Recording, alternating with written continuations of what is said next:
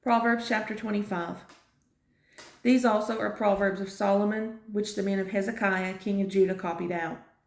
It is the glory of God to conceal a thing, but the honor of kings is to search out a matter. The heaven for height, and the earth for depth, and the heart of kings is unsearchable. Take away the dross from the silver, and there shall come forth a vessel for the finer. Take away the wicked from before the king, and his throne shall be established in righteousness. Put not forth thyself in the presence of the king, and stand not in the place of great men. For better it is that it be said unto thee, Come up hither, than that thou shouldest be put lower in the presence of the prince whom thine eyes have seen.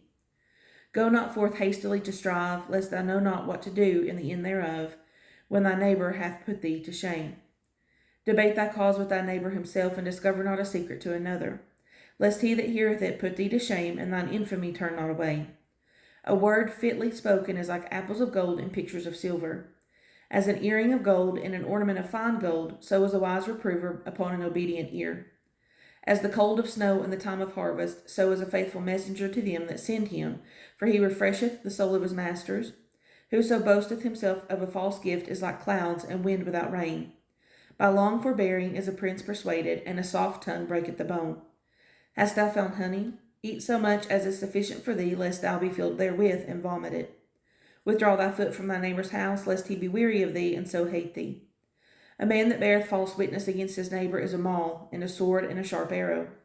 Confidence in an unfaithful man in time of trouble is like a broken tooth, and a foot out of joint. As he that taketh away a garment in cold weather, and as vinegar upon niter, so is he that singeth songs to an heavy heart. If thine enemy be hungry, give him bread to eat, and if he be thirsty, give him water to drink. For thou shalt heap coals of fire upon his head, and the Lord shall reward thee. The north wind driveth away rain, so doth an angry countenance a backbiting tongue. It is better to dwell in the corner of the housetop than with a brawling woman and in a white house. As cold waters to a thirsty soul, so is good news from a far country.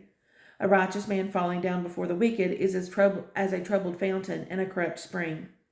It is not good to eat much honey, for men to search their own glory is not glory. He that hath no rule over his own spirit is like a city that is broken down and without walls.